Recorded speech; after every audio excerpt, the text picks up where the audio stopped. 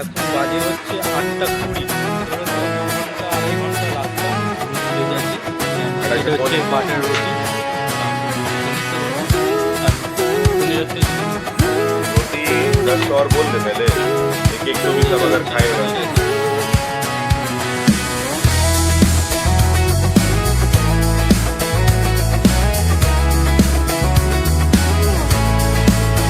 I got my head in the clouds so high, feet on the ground, but I still get by. The rules were made for someone else to try.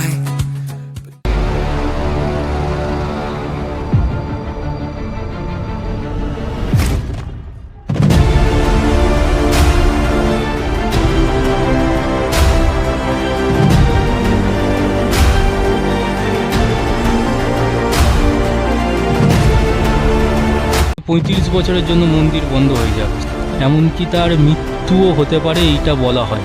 তো সময়টা ছিল হচ্ছে দ্বাদশ শতাব্দীর এক অপবুর হাত নেই। Wanna clear a bottle of Cabernet, wanna stay home, not even drink, wanna get out of my own head, wanna lay down, overthink.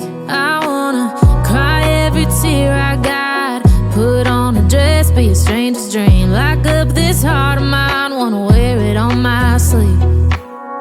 I kinda wanna hate you, but I wanna love you too.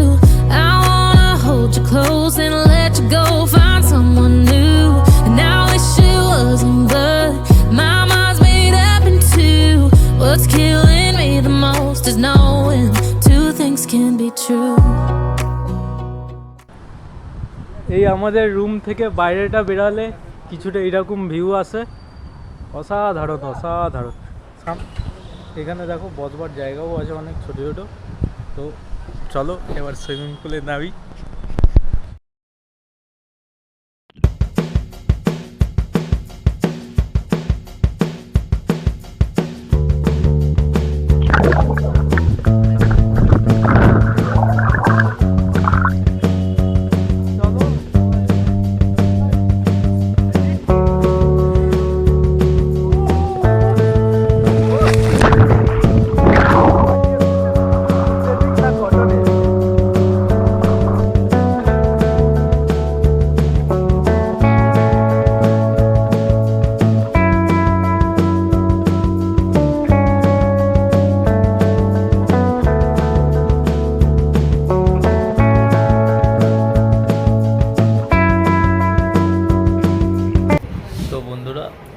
আমাদের এখন 5টার সময় আমরা lunch করছি। Lunch আমি খাচ্ছি chicken chowmein, বড়মাকা খাচ্ছে veg chowmein, দিদি খাচ্ছে কি এটা স্যান্ডউইচ অ্যান্ড ভেজ ফ্রাইস। তো খাই খাবারটা, খেয়ে দিয়ে দিচ্ছি। তো এভরিওয়ান, গুড মর্নিং সকলকে, আবারও একবার স্বাগত জানাচ্ছি আমার ইউটিউব চ্যানেলে। তো প্রিয় বন্ধুগণ, আজকে হচ্ছে আমাদের কলকাতা থেকে পুরী ট্রিপের 2 নম্বর দিন। তো এভরিওয়ান, আজকের প্ল্যানিংটা হচ্ছে আমাদের উড়িষ্যার ভুবনেশ্বর এবং ভুবনেশ্বরের মতন আরও 2-1টা শহরকে ঘুরে এক্সপ্লোর করা, এবং তার সাথে সাথে সেই সব শহরের কিছু লোকাল সাইট সিন আছে সেই জায়গাগুলো ভিজিট করা। তো everyone, right now it's 6 o'clock। তো আপাতত বলতে পারো আমরা সব রাইডাররা যে যার নিজের গাড়ি নিয়ে বেরিয়ে পড়লাম। এখান থেকে ভুবনেশ্বরের ডিস্টেন্স প্রায় বলতে পারো 30 থেকে 35 কিলোমিটার মতন রাস্তা, অ্যান্ড আই হোপ 1 ঘন্টার মধ্যে আমরা আশা করছি পৌঁছে যাব। সো আপাতত আমাদের তো এখনো ব্রেকফাস্ট সেরকম কিছু হয়নি, দেন আমরা ভুবনেশ্বরে পৌঁছেই ডিসাইড করেছি ওইখানে ব্রেকফাস্ট করব। অ্যান্ড দেখতে পাচ্ছ তোমরা আমার বাঁহাতে হচ্ছে ইন্ডিয়ান ফ্ল্যাগ, অ্যান্ড সেখান থেকে আমরা সোজা বেরিয়ে যাচ্ছি পুরী থেকে ভুবনেশ্বরের উদ্দেশ্যে। অ্যান্ড আমার লেফট হ্যান্ড সাইডে তোমরা দেখতে পাচ্ছ এটা হচ্ছে Puri bus stand. So everyone, finally we are enter Bhubaneswar temple city of India. By smooth road condition, তার সঙ্গে সঙ্গে চারিপাশের ফ্যান্টাস্টিক একটা গ্রাফিক্সের কম্বিনেশন অ্যান্ড একটা এক্সেলেন্ট ওয়েদার নিয়ে খুবই একটা ক্রেজি আমেজ ভাই শেয়ার করছে ভুবনেশ্বর। তো আপাতত বলতে পারো এই আমেজটার সঙ্গেই আমরা এগিয়ে যাচ্ছি হচ্ছে উদয়গিরি খণ্ডগিরি বলে একটা সাইট সিন আছে সেটা ভিজিট করতে। তো সেইখানে গিয়ে ডিসাইড করছি হালকার ওপরে একটু চা খাবো, ব্রেকফাস্ট করব, দেন সেইখান থেকে আরও যাবতীয় যত লোকাল সাইট সিন আছে সেগুলোও ভিজিট করব। তো চলো ফার্স্টে উদয়গিরি খণ্ডগিরিটা দেখি, দেন কোথায় না যাব ডিটেলসে তোমাদেরকে বলছি। অ্যান্ড তোমরা সামনে ওই দূরে একটা সাদা মন্দির হয়তো মেবি দেখতে পাচ্ছ কি পাচ্ছ না, ওই মন্দিরটা হচ্ছে আমাদের খণ্ডগিরির ওপরে মন্দিরটা। ঠিক এখন আমরা ফার্স্টে উদয়গিরির টিকিট কাটছি। তো ফার্স্টে উদয়গিরি যাব অ্যান্ড দেন যাবো হচ্ছে খণ্ডগিরিতে। চলো টিকিট কাটা হচ্ছে এখানে। এ দেখো এটা হচ্ছে উদয়গিরির টিকিট। উদয়গিরি খণ্ডগিরি মানে বোথ আছে, তো 20 টাকা করে টিকিট। কিন্তু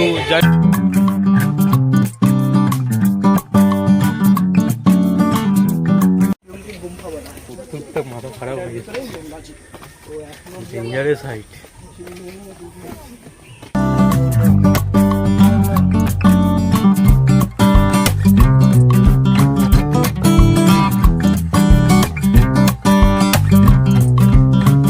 তো এটা এখন আছি হচ্ছে খণ্ডগিরির ওপরে, অ্যান্ড ওই পাশে যেটা দেখতে পাচ্ছ তোমরা ওটা হচ্ছে উদয়গিরি।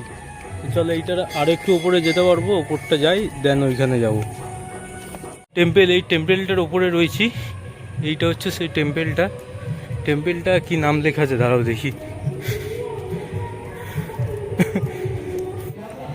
এটা হচ্ছে উদয়গিরি খণ্ডগিরি যে জৈন হয় সেই জৈনদের টেম্পেল।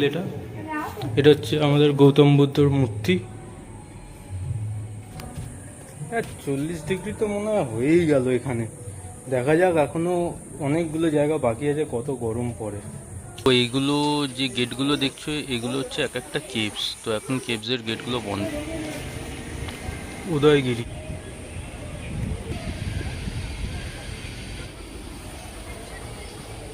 তো বন্ধুরা যেমনটা কি তোমরা এখন দেখতে পাচ্ছ, আমি দাঁড়িয়ে আছি উদয়গিরির সামনে।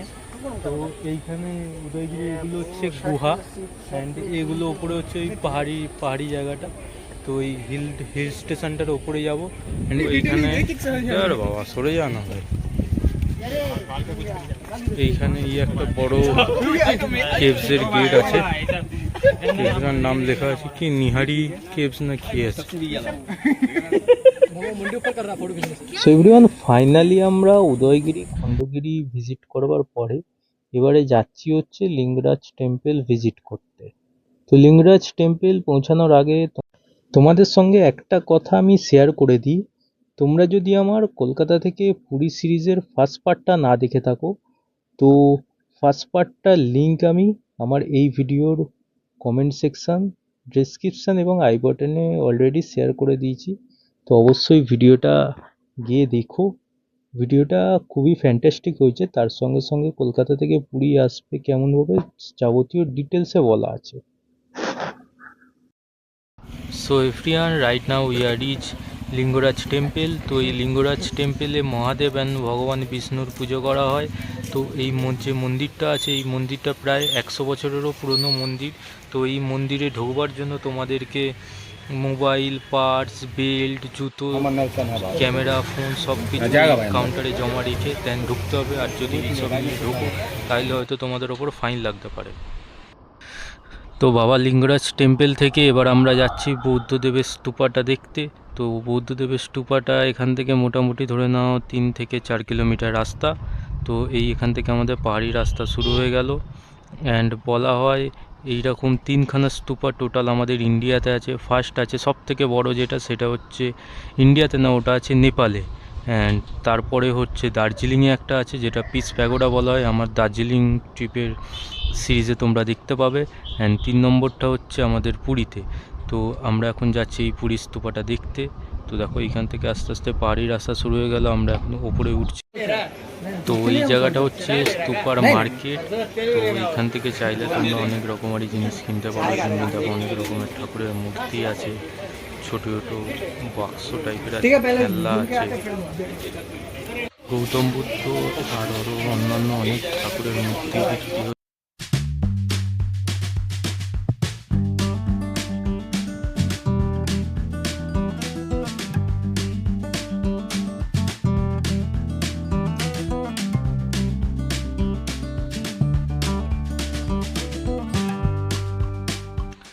তো এই স্তূপার ওপর থেকে ভিউটা লাগছে দেখো, একদম ফ্যান্টাস্টিক ভিউ। তোমরা দার্জিলিং থেকেও এই ভিউটা পাবে, কিন্তু আমি যেই টাইমে গিয়েছিলাম সেই টাইমে অ্যাকচুয়ালি পুরো ফগ ছিল, সেই জন্য আমি তোমাদের ভিউটা ঠিক মতন দেখাতে পারি।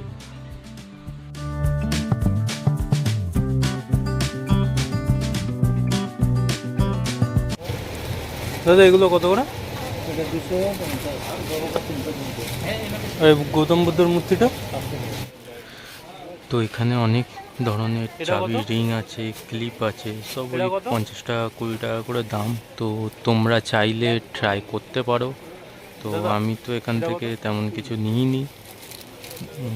তো ধরো এটা দাম জিজ্ঞেস করি। কাজু কত করে দাদা?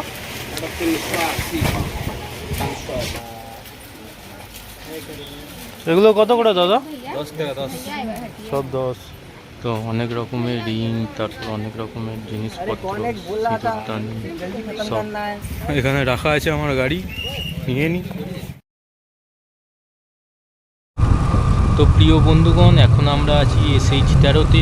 তো এই স্টেট হাইওয়ে 13 ধরে আমরা যাচ্ছি কোনারকের টেম্পল দেখতে। কোনারকের টেম্পল এখান থেকে মোটামুটি ধরে নাও 40 থেকে 45 কিলোমিটার রাস্তা। তো যদিও বা তোমাদেরকে বললাম যোগিনী টেম্পলটা দেখাবো, কিন্তু যোগিনী টেম্পলে মোবাইল ফটো ভিডিও কিছু অ্যালাউ নেই, সেই জন্য আমি আর শ্যুট করিনি ওইখানে কিছু। তো এখন চলো আমরা যাই কোনারকের টেম্পলে। কিন্তু কোনারকের টেম্পলে এতটা আমি জানি যে ফটো ভিডিও সব কিছু অ্যালাউ আছে। অ্যাকচুয়ালি কোনারকের ওটা টেম্পল না, ওটা একটা রথের স্ট্রাকচার। আগে ওইটা টেম্পল মন্দির ছিল, কিন্তু এখন আর ওটা মন্দির না, কারণ ওখানে আর পুজো টুজো কিছু হয় না। তো স্টোরিটা আমি তোমাদেরকে ওখানে গিয়েই বলবো, অসুবিধা নেই। তো তার থেকেও একটা মেন জিনিস তোমাদেরকে আমি ইনশিওর করে দিই যে এইটা হচ্ছে স্টেট হাইওয়ে। এখানে 60+ গাড়ি চালালে তোমরা হয়তো ফাইন পেতে পারো, কারণ প্রত্যেক 1 কিলোমিটার 500 মিটার ছাড়া ছাড়া CCTV বসানো আছে অনেক। তো যখন গাড়িটা চালাবে স্পিড লিমিটটা একটু মেনটেন করে গাড়ি চালাবে।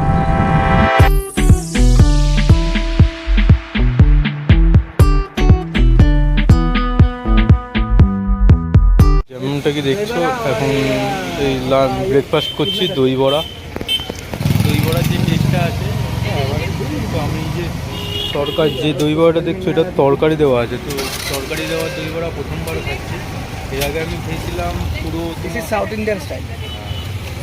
এর আগে আমি খেয়েছিলাম পুরোটাই দই দিয়ে বানানো। ঠিক আছে, এরকম টেস্ট করে দেখি কেমন। এমনি খেতে ভালোই লাগে। কত করে? 20 30 20 টাকা 30 টাকা 20 ঠিক আছে। হ্যাঁ 20 যা 20 যা ইচ্ছা যা ইচ্ছা। সবাই যেটা নিচ্ছে আমার। কত না? তো এই দেখো, এই দেখো এখান থেকে। আরে সবাই খাবে। पहले जो तो कीजिए।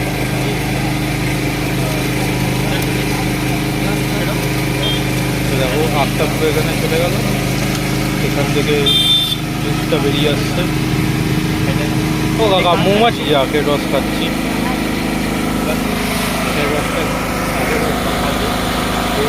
তারপরে যাবো হচ্ছে আমরা কোনারকের মন্দিরে।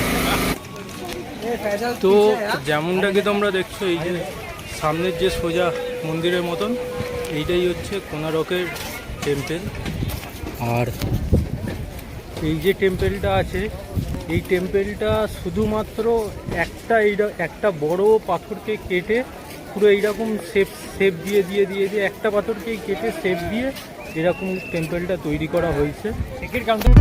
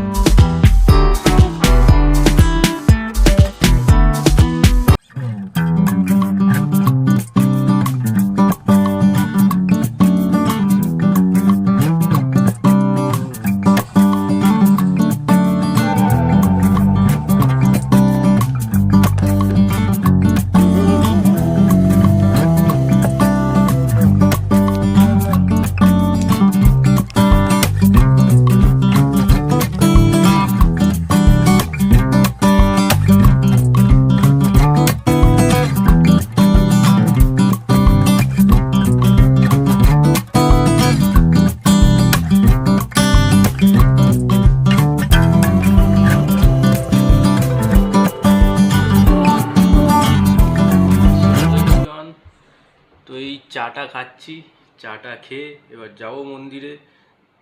3 দিন হলো এখানে আসলাম, কিন্তু 3 দিনের মধ্যে 3 দিন অ্যাকচুয়ালি 2 দিন হয়েছে, 2 দিন হলো এখানে আসলাম, 2 দিনের মধ্যে একদিনও মন্দিরে যাওয়া হয়নি। তো ফার্স্টে আজকে হচ্ছে আমি মন্দিরে যাব, আমার মন্দির থেকে ঘুরে এসে বাড়ি যাওয়ার জন্য বেরোবো।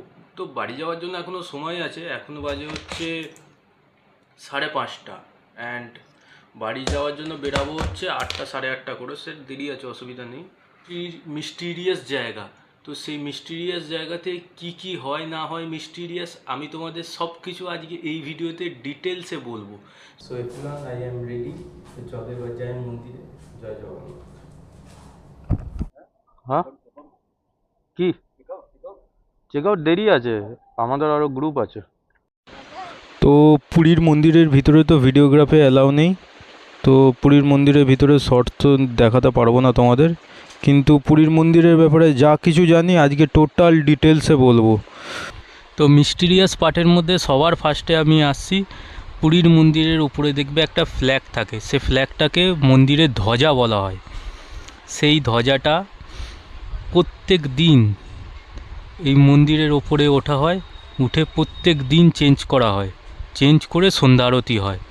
ওই ধ্বজাটা যদি একদিনের জন্য চেঞ্জ না হয়, তাহলে যেই দিন থেকে চেঞ্জ হবে না সেই দিন থেকে 35 বছরের জন্য মন্দির বন্ধ হয়ে যাবে। সেই জন্য আজ পর্যন্ত ওই ধ্বজা কোনো দিন মানে চেঞ্জ করতে মিস হয়নি, প্রত্যেক দিন চেঞ্জ হয়। অ্যান্ড ওই ধ্বজাটা একটা এরকমই মহাপ্রভুর মায়া আছে যে ওই ধ্বজাটা অলওয়েজ হাওয়ার বিপরীতে ওড়ে। আচ্ছা, এবারে আসছি 2 নম্বর পয়েন্টে। 2 নম্বর পয়েন্টটা হচ্ছে, তোমরা যখন মন্দিরে যাবে, মন্দিরের একদম চূড়ার দিকে দেখবে ধ্বজার নিচে একটা চক্র থাকে। সেই সুদর্শন চক্রটা তোমরা মন্দিরে যেই প্রান্ত থেকেই দেখো, অলওয়েজ তোমাদের মনে হবে যে চক্রর মুখটা ঠিক তোমার দিকেই রয়েছে। অ্যান্ড 3 নম্বর পয়েন্ট হচ্ছে, পুরীর যে এত বড় মন্দির, কিন্তু পুরীর মন্দিরের স্ট্রাকচারটা এমনিভাবেই বানানো যে মন্দিরের ছায়া কোনো দিন মাটিতে পড়ে না। তো টোটাল আমাদের 4 নম্বর পয়েন্ট হচ্ছে, পুরীর মন্দিরে টোটাল 4টে দ্বার আছে, উত্তর দক্ষিণ পূর্ব পশ্চিমে। তো 4টে দ্বারের যেমনি 4টে নামও আছে, হর্ষদ্বার, সিংহদ্বার, বাঘ্যদ্বার, আর একটা কি হাতির দ্বার না কিছু একটা আছে, যাই হোক। তো সব থেকে মেন হচ্ছে যেটা আমাদের পূর্ব দিকেরটা, সিংহদ্বারটা হচ্ছে একদম সমুদ্রের সামনে। তো তুমি যখন সিংহদ্বার দিয়ে এন্টার করবে মন্দিরের ভিতরে, সিংহদ্বার দিয়ে ঢুকলে সিংহদ্বারের সামনে দেখবে একটা বড় হনুমানজির মূর্তি আছে, আর তার কানটা ঠিক দরজার দিকে পাতা। তো শোনা যায় যে জগন্নাথ দেব যখন শুয়ে থাকতো, তো বাইরের যে সমুদ্রের গর্জন কোলাহল, সেই কোলাহলগুলো মন্দিরের ভিতরে আসতো। তো মন্দিরের ভিতরে আসতো বলে মহাপ্রভুর শুতে বাধা বিপত্তি হতো। সেই জন্য তখন ভগবান হনুমান এসে সে তার ওই কানের মধ্যে সমস্ত কোলাহল সে তার কানের মধ্যে নিয়ে নিত। সেইখান থেকে, তো সেই সময় থেকে সেই মূর্তিটা এখনও ওইখানে আছে। এমনকি তোমরা যদি এখনও সেই দ্বার দিয়ে ভিতরে ঢোকো, সিংহদ্বারের বাইরে অনেক শব্দ কোলাহল শুনতে পাবে, কিন্তু সিংহদ্বারের একবার ভিতরে যখন ঢুকে যাবে তারপরে আর কোনো শব্দ শুনতে পাবে না। আচ্ছা, এবারে আমাদের 5 নম্বর পয়েন্টটা হচ্ছে, আমরা যখন কোনো সমুদ্র সি বিচে যাই, তখন অলওয়েজ সকালবেলা দেখবে হাওয়া সমুদ্র থেকে তীরের দিকে আসে, এবং সন্ধেবেলাতে তীরের দিক থেকে আবার সমুদ্রের দিকে ফিরে যায়। কিন্তু পুরীর মন্দিরে ঠিক এটা উল্টোটা হয়, সকালবেলা হাওয়া সমুদ্রের দিকে যায় এবং সন্ধেবেলায় হাওয়া সমুদ্রের দিক থেকে তীরের দিকে আসে। তো এইবারে যে মিস্টিরিয়াস ইনসিডেন্ট আমি তোমাদের কাছে বিশ্লেষণ করছি, এটা খুবই গুরুত্বপূর্ণ। তো প্রত্যেক 12 থেকে 14 বছর ছাড়া যখন জোড়া আষাঢ় হয়, অ্যাকচুয়ালি এটা ফিক্স নেই, যখন জোড়া আষাঢ় হবে তখনই হবে। যেমনি আমাদের জোড়া শ্রাবণ হয়, তেমনি জোড়া আষাঢ় হয়। সেই জোড়া আষাঢ়ের সময় মহাপ্রভুর যে মূর্তি আছে সেই মূর্তিটা বদলানো হয়। তো এই মূর্তিটা বদলাবার জন্য যে ওইখানকার মানে পুরীর মন্দিরে যিনি হেড পূজারী, তার কাছে স্বপ্নাদেশ আসে যে কোন গাছের কাঠ দিয়ে মহাপ্রভুর মূর্তি তৈরি হবে না হবে, তো সেই যে গাছের কাঠ দিয়ে মহাপ্রভুর মূর্তি তৈরি হবে, সেই গাছের কাঠেরও অনেক রকম অনেক মিস্টিরিয়াস জিনিস আছে। সেইটা নিম গাছ হতে হবে, কিন্তু গাছ থেকে চন্দনের গন্ধ আসবে। তারপর শঙ্কর ছবি থাকবে, গাছের ওপর দিয়ে কোনো পাখি যাবে না, গাছেতে কোনো দিন কোনো পাখি বসবে না, এমনকি চারিদিকে গাছের চারিদিকে সাপ দিয়ে ঘেরা থাকবে। তো সেই গাছের স্বপ্নাদেশ সেই হেড পূজারীর কাছে আসে, তো সেই দিয়ে সেই গাছের কাঠ দিয়েই মহাপ্রভুর মূর্তি বানানো হয়। এবং যেটা আগে যেই মূর্তিটা মন্দিরে থাকে, সেই মূর্তিটাকে ওই জগন্নাথ মন্দিরের মধ্যেই কবর দেওয়া হয়। তো সেই জগন্নাথ মন্দিরের মধ্যে ঢুকলে তোমরা সেই কবরটাও তোমরা দেখতে পাবে। আচ্ছা, মহাপ্রভুর মূর্তি বানানো, কবর দেওয়া হয়ে গেল। এবারে মেন জিনিস হচ্ছে মূর্তিটাকে বদলানো। তো সেই জোড়া আষাঢ়ের সময় সেই মূর্তি বদলানো আজ পর্যন্ত কেউই দেখেনি, কোনো পৃথিবীর একটা মানুষও দেখেনি। যখন জোড়া আষাঢ় হয় সেই সময় একদিনের জন্য গোটা উড়িষ্যার আলো বন্ধ থাকে, পুরো উড়িষ্যার লাইন, পুরো উড়িষ্যার কানেকশান বন্ধ থাকে, আলো পাখা কিচ্ছু চলবে না সেই দিনকে সকালবেলা, সেই দিনকে যে ওইখানকার হেড পুরোহিত থাকে 3-4 জন, সেই পুরোহিতের চোখেতে তোমার রুমাল চোখ বেঁধে দেওয়া হয়, এবং তারা সেই মূর্তিটাকে, তারা সেই যে নতুন মূর্তি আছে পুরনো মূর্তির মধ্যে থেকে হৃদয়টা বের করে নতুন মূর্তিতে দিয়ে দেয়। এমনকি এখনও এরকম শোনা যে সেই যে হৃৎপিণ্ডটা আছে, সেই হৃৎপিণ্ডের স্পন্দন নাকি এখনও হয়। তো এই প্রসেসটা